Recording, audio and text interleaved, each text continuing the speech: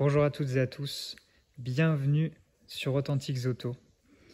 Non, vous ne rêvez pas, nous n'avons pas voyagé dans le temps, nous ne sommes pas dans une concession Peugeot en 1994, nous ne sommes pas dans le musée de l'aventure Peugeot, mais bien dans une collection incroyable de Peugeot, celle de monsieur Adelin Pic, pour ceux qui le connaissent sur Instagram.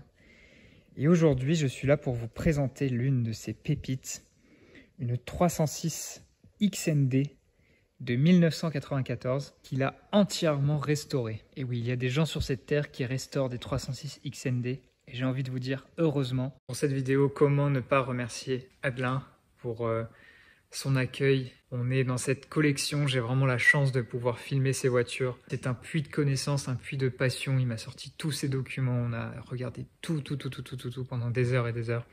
Donc vraiment un immense merci à lui pour ce privilège. Nous avons là la plus propre XND de France. Celle-ci était présente aux 30 ans de la 306 au musée de l'aventure Peugeot et je peux vous dire qu'elle a fait sensation. Donc en effet, Adelin s'est fait plaisir et a récupéré la voiture familiale. Elle a toujours été dans sa famille depuis juin 1994, dans le garage familial. Et il a pu mettre les mains dessus, la chérir et la sauver parce que la voiture a passé pas mal de temps sur un parking du garage sans trop pouvoir bouger. Et lui, il s'est dit qu'il fallait lui rendre hommage. Et donc, il y a mis une centaine d'heures de travail de restauration. Restauration extérieure uniquement, puisque l'intérieur a été conservé dans un très bel état. Vous allez voir ça juste après. Et le résultat, eh bien, c'est cette pièce de musée. Franchement, on ne peut pas dire les choses autrement, hein. Ça a beau être une voiture hyper basique, un diesel pas du tout noble, c'est une pièce du musée, étant donné son état exceptionnel. Et la peinture, comme vous pouvez le voir, est d'un blanc parfait. Tout a été fait dans les moindres détails, jusqu'à l'intérieur des portes, parce que il se trouve qu'Adelin, c'est son métier, donc forcément, il fait les choses bien. Vous le voyez, le blanc est resplendissant absolument partout. Donc nous avons ici un modèle de juin 94, comme je vous l'ai dit. Donc on est sur vraiment le deuxième, voire le premier millésime de commercialisation de la 306. Alors on sait que ce n'est pas les toutes premières, parce que les toutes premières, sur les versions XN de base, n'avaient pas ces baguettes, et puis il y avait les bas de caisse qui étaient en plastique noir. Mais ça reste quand même un exemplaire assez tôt en fait dans la généalogie 306. On le remarque notamment avec ce tout petit bouton de coffre. Et puis, sur l'avant, sur la calandre, nous avons aussi le petit logo Peugeot qui est resté peut-être 2 ans, pas plus, sur la 306. La 306, quand elle est commercialisée en 1993, c'est un peu un événement et Peugeot va vraiment marquer le coup. Donc, c'est la voiture qui apparemment a reçu le plus d'investissement marketing du côté de la marque parce qu'ils voulaient vraiment mettre en avant cette voiture. Et d'ailleurs, le premier slogan sur les brochures publicitaires, c'était la rivale. Donc en fait, c'était la 306 égale la rivale à battre, la voiture qui va mettre tout le monde d'accord. Et au vu de son honorable carrière et de ses qualités avérées, notamment côté châssis, on peut dire que c'est bien réussi et que Peugeot ont bien réussi leurs investissements. Côté style, vous le voyez, c'est en gros une grosse 205. On reprend les codes qui ont marché forcément sur le best-seller qui a sauvé Peugeot. Mais on a quand même une modernisation, donc déjà la voiture est beaucoup plus grande. Vous le voyez, surtout la face avant, les feux sont très fins. Et ça va être repris sur pas mal de Peugeot par la suite. On l'a aussi déjà un peu sur la 405. On va la voir sur les 406 où les feux seront encore plus fins et plus arrondis. On a ce creux caractéristique, donc les portes sont un peu courbées au niveau des bas de caisse. Et la forme globale, voilà, c'est une forme très connue qui reprend encore une fois les codes de la 205, notamment côté vitre arrière, comme ça, avec cette forme-là. Et puis, les feux en 2 couleurs, noir et rouge. C'est des feux qui évolueront pas beaucoup dans la carrière de la 306. Et globalement, la forme générale, surtout vue de l'arrière, est assez fluide, assez arrondie. Et c'est surtout la face avant qui, elle, va bénéficier d'un restylage parmi les plus réussis, d'ailleurs, je trouve, de l'histoire des restylages. Mais cette voiture est quand même bien ancrée dans les années 90. On est sur quelque chose de moderne, sur quelque chose de plaisant au regard et ça nous donne un best-seller. Ici, je suis très content de pouvoir vous filmer une version extrêmement basique, la XND. Donc XN, c'était l'entrée de gamme des 306 et puis D pour diesel tout simplement. On est sur un 1,9 litre atmosphérique qui développe une puissance incroyable de 70 chevaux, qui fait un bruit de camion. C'est un moteur à l'ancienne, mais par contre, il est extrêmement économe. Adelin m'expliquait qu'il a réussi un jour à atteindre 3,8 litres au 100. On est en 94. C'est du délire, c'est presque une voiture hybride. Et qui dit XN dit version extrêmement basique, et donc beaucoup de plastique noir au niveau des rétroviseurs par exemple, au niveau des poignées, et surtout, et c'est le détail que je préfère, j'adore ça, les pare-chocs. Et ici, ils ont été entièrement rénovés pour être en parfait contraste avec ce blanc. Vous remarquez aussi, alors ça c'est un détail merveilleux, les plaques garage d'époque de la Vienne, donc du garage de notre ami Adelin, qui ont été conservés et qui ont rendu tout le monde complètement fou au musée de l'aventure Peugeot pour les 30 ans parce que personne n'a compris d'où ces plaques sortaient, mais ce sont bel et bien des plaques d'époque. Et à l'arrière, on a donc la plaque jaune W pareil. C'est parfait pour aller sur cette voiture et pour nous faire voyager dans le temps. Bien sûr, on retrouve aussi l'autocollant du garage Picosson d'époque avec son petit numéro de téléphone. Alors si l'autocollant est dans un état neuf, c'est pas que c'est une reproduction, donc c'est encore mieux. C'est un stock d'époque. Donc oui, il est neuf, mais il est bel et bien de 1994. Et ça, c'est fou. On est sur un diesel, donc forcément, on a le pot d'échappement orienté vers le bas comme ça. Et puis, l'un des éléments que j'aime le plus sur la XN et XND, eh bien, ce sont ces enjoliveurs qui, je trouve, lui vont bien. Ici, en simple 13 pouces, on voit que c'est une voiture très basique, c'est des petits trous. Les pneus sont assez gros, mais vous le voyez, ils ont été repeints, qui sont dans un état absolument parfait. J'attire votre attention sur la trappe à essence, puisque dans sa restauration, Adelin est allé jusqu'à reproduire l'indicateur de carburant ici. Voilà, c'est ce souci du détail qui fait qu'on a aujourd'hui une voiture exceptionnelle. Moi je dis, vive les maniaques. Autre petit détail sympathique, la reproduction de la vignette 94. Au global, le dessin de la 306, il est très réussi, je trouve. Et c'est un dessin qui, j'ai l'impression, inspire un côté assez confiance. Et c'est une voiture qui semble robuste, qui semble confortable. Même si sur cette version XND, de confort, il n'est pas forcément question, puisqu'on n'a aucun équipement de confort, vous verrez à l'intérieur, mais on n'a pas de direction assistée, on n'a pas d'assistance au freinage. Le seul indicateur d'un quelconque potentiel confort, c'est cette antenne radio, puisque la voiture est équipée d'un pré-équipement radio. Allez, on va passer à l'intérieur.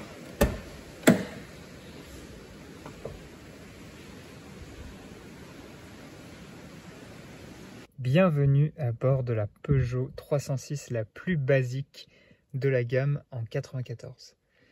Alors comme vous pouvez le constater, eh bien c'est une 306 avec rien. On n'a rien à l'intérieur, pas du tout d'options, aucun élément de confort ne sont présents. Donc pour commencer, nous avons ce volant à 2 branches, bien sûr sans airbag. Et vous remarquerez que celui-ci, avec son logo dans un mi-rectangle, mi-rond et ses branches un peu arrondies, est assez spécifique parce que sur les premières 306, on pense plutôt à des volants un peu plus carrés type 309 et là celui-ci est assez spécial. Bien sûr en plastique, aucun cuir ne sera trouvé nulle part dans cette voiture. Ensuite, le bloc compteur est lui aussi très simple, bien lisible comme on aime. Vous remarquerez le totaliseur kilométrique à l'ancienne. Et cette voiture, donc, on l'a dit, elle a 277 000 km, mais quand vous rentrez dedans, et l'intérieur, lui, pour le coup, n'a pas été spécialement restauré, c'est impressionnant de voir son état de conservation. Donc à droite, on a une horloge à quartz, pas de compte-tours, cela va sans dire, et puis très peu d'informations, mais l'essentiel néanmoins. La clé, tout ce qu'il y a de plus basique, donc aucun pli, je vous le disais, voilà, avec son porte-clés Peugeot de la bonne époque. Et c'est le moment pour nous de démarrer le diesel. Vous voyez à gauche, voyant de préchauffage. Il faut attendre qu'il s'éteigne. Et c'est parti.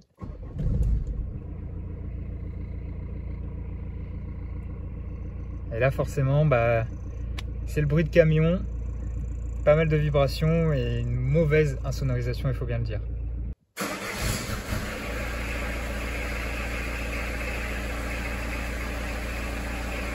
Pour le réglage des rétroviseurs, c'est manuel bien entendu, de l'intérieur quand même, merci Peugeot. Et c'est ce minuscule petit bitonio ici qui paraît, je sais pas, presque anachronique, qui fait tout vieux sur cette voiture et qui insiste encore sur le côté basique. Sinon, ce qui fait finalement le moins dépouillé sur cette voiture, eh bien, c'est la porte. Elle a quand même été suffisamment travaillée. Donc vous voyez d'abord qu'on retrouve ce joli tissu qui est sur les sièges. Aucune apparence de la peinture extérieure. Alors oui, on est sur une berline compacte des années 90, donc vous me direz c'est peut-être normal, mais quand même pour un truc hyper basique, il faut le noter. On a ce joli accoudoir qui se prolonge avec la planche de bord. Ça, c'est vraiment bien dessiné. Et c'est confortable, hein, il y a de la place, on peut vraiment mettre la main. Bon, vite manuel, cela va sans dire. On a quand même une enceinte, vous noterez, puisque la voiture est prééquipée radio.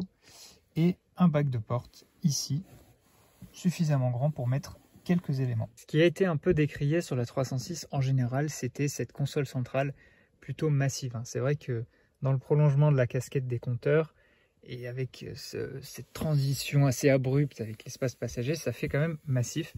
Et alors quand elle est vide comme ça, sans équipement, ça n'aide pas, je trouve, à l'affiner. Vous voyez là, c'est l'endroit où on est censé avoir une radio sur les versions un peu plus haut de gamme ou si vous preniez l'option.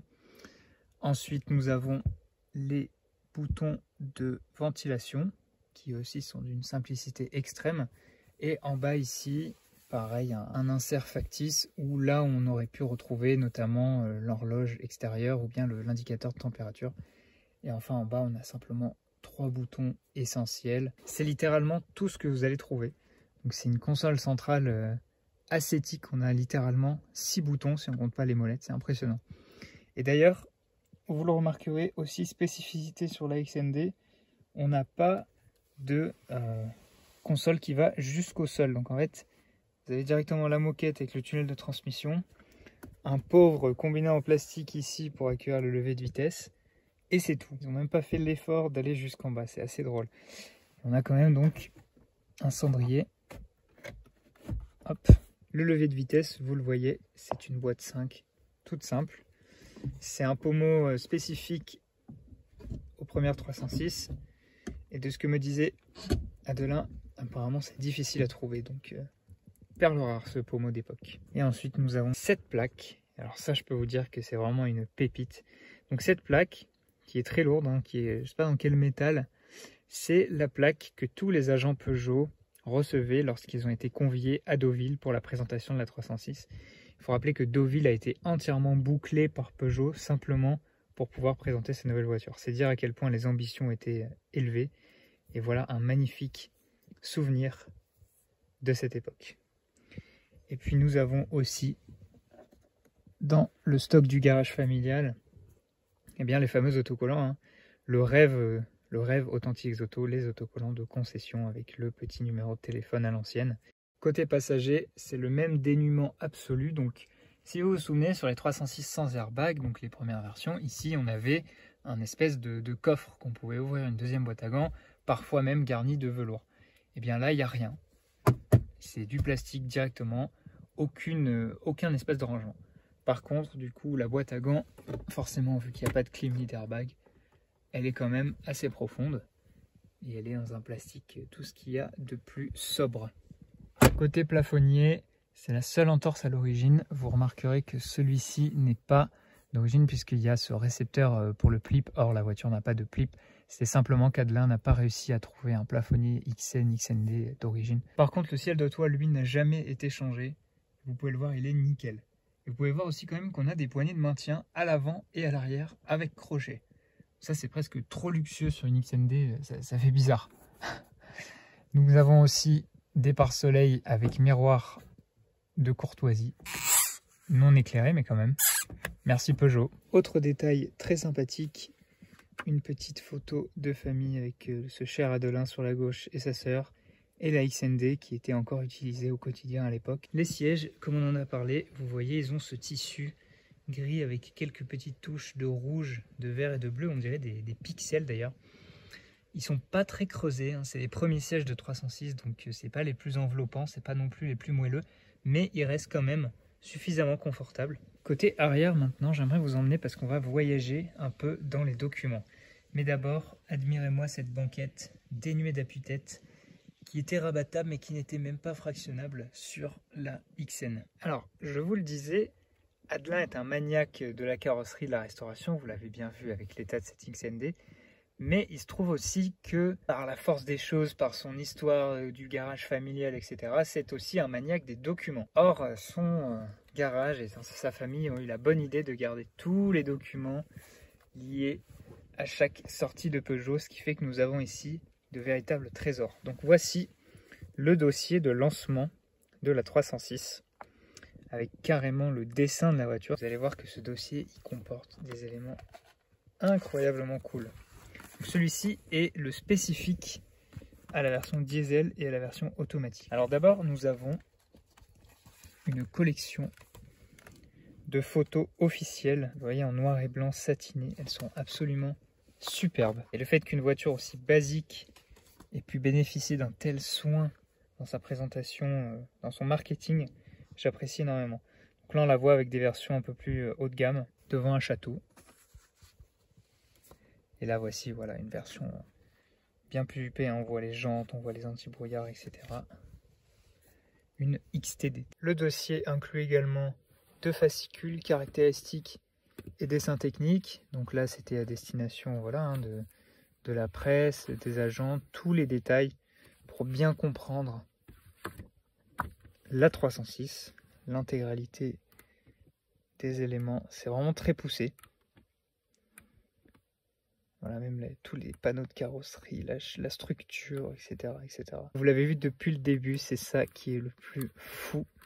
Les petites diapositives pour les photos officielles. Donc on les voit un peu hein, comme ça. J'ai pas la machine pour les lire malheureusement. Mais ça, c'est une absolue capsule temporelle. Et le fait d'avoir ça aujourd'hui dans la voiture, c'est un véritable morceau d'histoire. On a ensuite une analyse du positionnement marché de la 306. On va essayer de la 306 diesel automatique. Donc on a vraiment tous les éléments de langage, plus les points clés commerciaux, les arguments à développer pour pouvoir vendre la voiture. Et aussi, à la fois, ça fait office un peu de communiqué de presse, en tout cas, pour que les magazines puissent étayer leurs articles avec des données, des éléments, des détails sur la voiture. Mais nous sommes loin d'avoir terminé avec la documentation et je prends le temps parce que c'est vraiment exceptionnel. On a l'impression d'être dans une concession à l'époque en fait. Donc nous avons le classeur ici des teintes et garnitures 1994. Voir à gauche les coloris. Vous sélectionnez votre voiture. Donc là, on va prendre 306. Voilà. Donc les coloris disponibles. Et la nôtre, eh bien, sans surprise, c'est le fameux blanc banquise. Ensuite, vous pouvez combiner ça avec toutes les garnitures intérieures. Et là, ce sont de véritables échantillons. Là, c'est du vinyle. On a des tissus. On retrouve notre tissu XND ici. Alors ce tissu-là, je serais curieux de voir ce que ça donne en vrai parce qu'il a l'air incroyable. Et comme vous pouvez le voir, eh bien, on est littéralement transporté à l'époque. Et ça nous donne un peu la dimension à quel point le marketing faisait des efforts de présentation, de détails pour pouvoir absolument nous montrer aux clients toute l'étendue des possibles. C'est vraiment du délire d'avoir tout ça. Et on termine avec l'Alcantara, les cuirs. Et puis, enfin à droite, tous les échantillons de peinture de toute la gamme. Enfin, nous avons le joli catalogue du lancement de la 306. Avec de belles images, des photos vraiment pleine page. Regardez-moi un peu ces sièges. On n'a pas envie de s'asseoir à l'intérieur là, franchement. C'est beau. Et là, c'est ce que je vous disais tout à l'heure, le couvercle de boîte à gants en plus. Donc on doit être sur une version XR ou XT ici. Avant de vous ouvrir le coffre, je trouve que finalement, cette ouverture de coffre assez haute, qui vient bien épouser la forme des phares comme ça, c'est très joli. C'est l'un peut-être des plus beaux éléments. Je pense que sur les phases 1, c'est l'arrière que je préfère. C'est la partie qui a le mieux vieilli sur la 306 et qui a eu le moins besoin de restylage. Si vous savez, pour les phases 2, on va avoir ici un logo Peugeot qui intègre une poignée et puis la suppression notamment de ces éléments noirs autour des phares. Allez, je vous ouvre le coffre.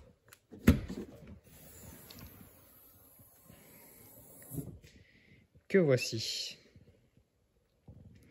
Alors bon, outre l'état qui est bien sûr superbe, vous remarquerez en premier lieu ce tapis de coffre accessoire Peugeot d'époque. Et donc c'est un coffre qui est assez logeable, plutôt carré, plutôt plat, enfin c'est comme il faut. On peut largement partir en vacances avec la voiture. Mais sinon, c'est une version basique, donc on n'a pas grand chose pour capitonner ou pour cacher la peinture. Donc toute la tôle ici est à nu, de même que tout ici sur la portière de coffre. On a simplement un enjoliveur en plastique en fait qui intègre le mécanisme d'essuie-glace et une poignée. Mais encore une fois, quand la voiture est peinte de manière aussi neuve, ça pose pas de problème d'avoir toute la tôle à nu. Et j'attire votre attention sur the détail, vraiment le détail ultime. Adelin est allé acheter ces vis là neuves, il les a retrouvées pour qu'elles soient parfaitement comme à l'époque. C'est vous dire un peu la maniaquerie du bonhomme. Et voici notre 306 capot ouvert, le cœur de la bête, le 1,9 litre D atmosphérique. Et admirez-moi l'état de cette baie moteur. Tout est nickel, surtout pour un diesel pour lequel on a l'image d'une voiture, d'un carburant où c'est assez crade, ça fait de la fumée, c'est gras. Rien du tout ici. Tout est absolument neuf. Et c'est un petit moteur, on a pas mal d'espace. Ici notamment, ce qui serait dévolu à la direction assistée. Donc au global, voilà ce petit moteur transversal qui développe ses 70 chevaux. J'ai avec moi les caractéristiques techniques ici. Donc par exemple, si on regarde un peu plus en détail, la voiture en performance est donnée pour 162 km/h maximum, 37 secondes 7 au 1000 mètres départ arrêté et surtout 17 secondes de 0 à 100 km/h. Donc c'est un véritable veau. Par contre, c'est un veau économe, 4,6 litres à 90 km/h, 6 litres 3 à 120. En moyenne, 6 litres au 100 pour 94.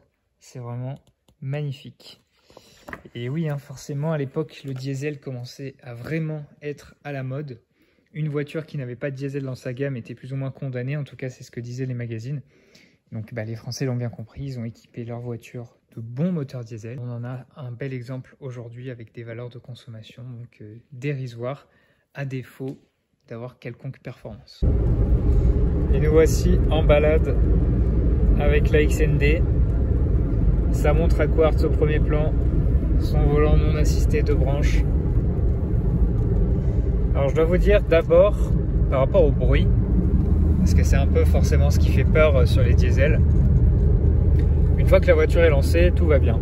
Il n'y a plus ce bruit de camion, de tracteur, si on veut être un peu moqueur. Tout va bien. Par contre, il y a quand même pas mal de bruit de roulement parce que c'est pas la voiture la mieux isolée du monde, forcément. J'en profite aussi pour montrer de très beaux paysages. Au niveau confort, la voiture c'est une Peugeot des années 90, donc autrement dit très confortable. Les sièges sont un peu vieillots, je trouve, l'assise est assez courte, ça pourrait être un peu mieux, un peu plus grand, mais sinon leur confort à eux est bien moelleux. Les suspensions aussi sont très moelleuses comme il faut. Là pour le coup c'est du Peugeot. Ah oui, bien sûr, il n'y a aucune sensation d'accélération, de poussée ou quoi que ce soit. Les 17 secondes de 0 à 100, c'est même pas la peine d'essayer d'accélérer fort avec la voiture, c'est pas fait pour ça. Au contraire, on va s'amuser plutôt à accélérer le moins possible, ou en tout cas le plus intelligemment possible pour descendre en dessous des 5 litres, voire en dessous des 4 litres si vraiment on est fou comme Adelin. En tout cas, là, sur des routes comme ça, elle est dans son élément. Et là, je peux vous dire qu'on consomme rien du tout. Détail qui a son importance. Vous voyez la jauge, on est dans le premier quart du plein. Alors que on a fait déjà plus de 350 km. Ah, vraiment, c'est un univers parallèle, hein. C'est la voiture anti-inflation par excellence. Et pourtant, elle est de 94, c'est-à-dire elle a quasiment 30 ans. Donc bravo aux ingénieurs Peugeot de l'époque pour ce modèle de sobriété. Pour conclure, je tiens à remercier vivement à nouveau Adelin pour son accueil. Je veux dire, regardez où je me trouve, regardez les voitures avec lesquelles je suis, les images valent 1000 mots, mais vraiment, merci à lui pour cette expérience et pour m'avoir permis de filmer la plus belle XND de France. Comme d'habitude, si la vidéo vous a plu, n'hésitez pas à me le dire dans les commentaires, à mettre un petit like, à partager la vidéo et puis à vous abonner pour soutenir la chaîne. Et si vous voulez que je filme votre Youngtimer, eh bien vous pouvez m'envoyer un email à l'adresse qui s'affiche ou bien un message sur Instagram. En attendant, moi je vous dis à la prochaine pour une prochaine vidéo. Allez, à bientôt.